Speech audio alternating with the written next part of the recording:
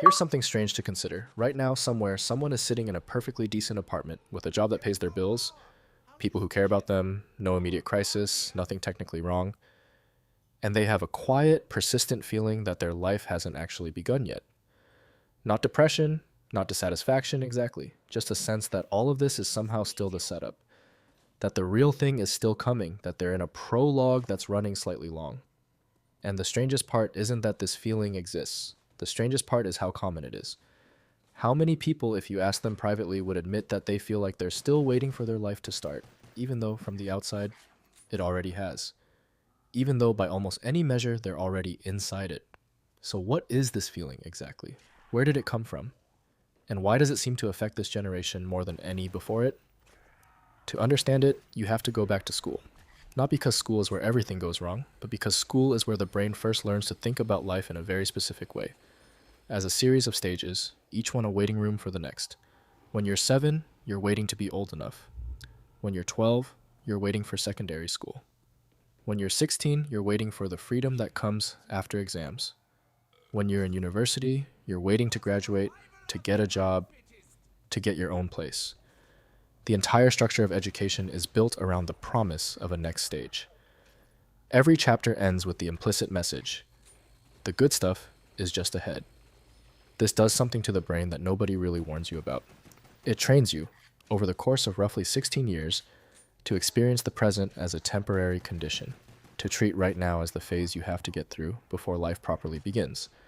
And then school ends, and the stages stop being handed to you, and you look around for the next waiting room, the next clear milestone, that will finally signal you've arrived. And it isn't there. Not in the same way. Not with the same clarity. School taught you to delay living. Then it left and took the schedule with it. Psychologists have a name for the specific trap this sets up. They call it the arrival fallacy. The belief that once you reach a particular milestone, a particular feeling of completeness will finally settle in. Once you get the job, once you get the apartment, once you're in the relationship, once you hit the number in your bank account, once you figure out what you're actually supposed to be doing with your life. The problem isn't wanting those things. The problem is the hidden assumption buried underneath them. The assumption that your real life is being held in storage somewhere, waiting to be released the moment you qualify for it. And the cruel mechanics of this trap are that every time you reach one of the milestones, the feeling doesn't arrive the way you expected. The job comes through, and after a week or two, the waiting feeling returns. The apartment happens, and it still feels temporary. The relationship is real and good, and yet somehow you're still waiting. So you move the finish line forward.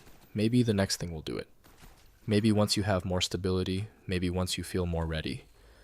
Ready for what, exactly, is a question most people never stop to ask. Because if you examine it closely, ready is just another word for not yet. There's a behavioral pattern that shows up inside this feeling that's worth naming, because once you see it, you'll recognize it immediately. Psychologists sometimes call it temporary living, the quiet refusal to fully commit to your current life because some part of you believes it isn't your real life yet. It shows up in small, almost invisible ways. You don't decorate the apartment properly because you're going to move soon anyway. You don't invest fully in local friendships because you might not be staying in this city. You don't say yes to things because you're still figuring out who you are. You treat your current circumstances like a hotel room. Functional, fine, but not really worth settling into because you'll be checking out once the real destination is ready. The problem is that this logic never expires on its own. People do it at 22. They do it at 31. There are people in their 40s still treating their life like a rough draft. Still waiting for the version that feels real. The city changes. The job changes. The relationship changes. The waiting feeling doesn't. Because the waiting was never really about external circumstances. It was a habit of mind. A learned relationship with the present tense. And habits of mind don't disappear just because you move apartments. Now here's where something unexpected enters the picture, because this feeling didn't exist in quite the same form for previous generations, and understanding why tells you something uncomfortable about the world that built it. For most of the 20th century, adulthood locked in fast. People married young, had children young, entered careers young, owned homes young. Not because they were more mature or more ready, but because the cultural script moved quickly, and the economic conditions supported it. The path was narrow, and it moved fast, and you got on it, and it carried you somewhere before you'd had time to think too carefully about whether it was the right somewhere. That sounds limiting, and it was for a lot of people. But there was a psychological side effect of that speed that almost nobody talks about. People didn't have time to feel like they were waiting. Life arrived on their doorstep before they'd even finished drafting the invitation. For better or worse, it had clearly started. Now stretch that timeline out. Delay every milestone by 5, 8, 10 years. Add genuine economic uncertainty. Add a housing market that makes the most visible symbol of adult arrival, owning a home, feel like a distant, maybe unreachable thing. Add a cultural message that tells you not to settle, to keep your options open, to make sure you're living your best life before you commit to anything permanent. Add social media showing you an endless gallery of people who appear to be living their best life already, loudly, in real time. Then ask yourself why people feel like they're still waiting. The world didn't just delay adulthood, it made adulthood feel like something you have to earn before you're allowed to start. There's a specific and deeply modern version of this feeling that's worth examining on its own, because it's doing something more insidious than simple comparison. Social media doesn't just show you other people's lives, it shows you other people's lives edited into a story arc that appears to be going somewhere. The promotion post, the engagement announcement, the photo of the new house, the travel, the glow up, the before and after. All of it arranged in a format that implies momentum, progress, arrival.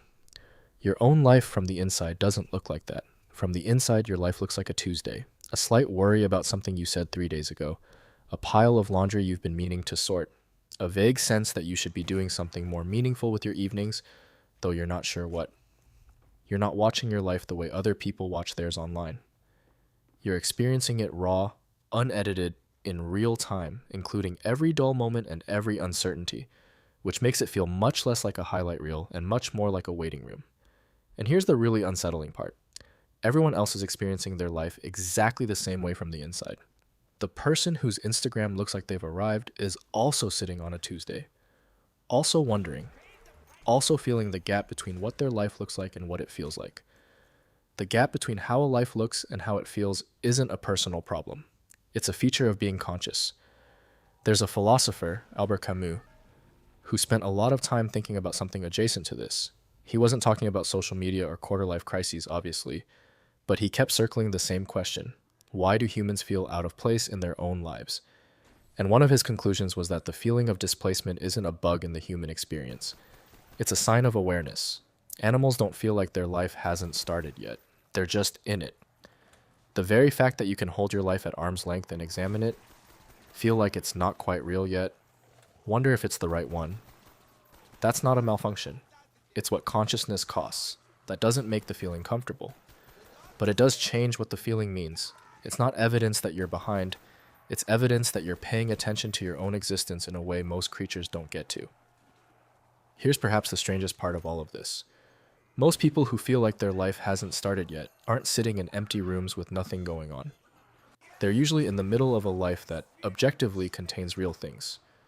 Real relationships, real work, real moments that will one day be memories they look back on with a specific kind of ache.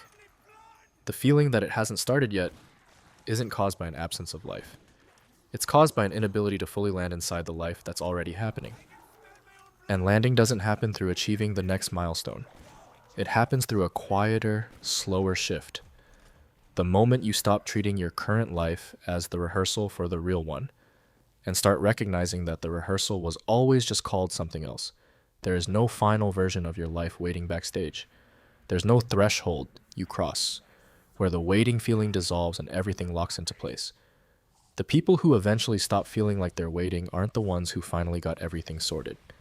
They're the ones who quietly decided at some unmarked ordinary moment that this, right here, even incomplete, even uncertain, even slightly off script, counted. That it was real. That they were allowed to be in it rather than observing it from a distance. Not because everything was figured out, not because the apartment was the right one, or the career had settled, or the future was clear.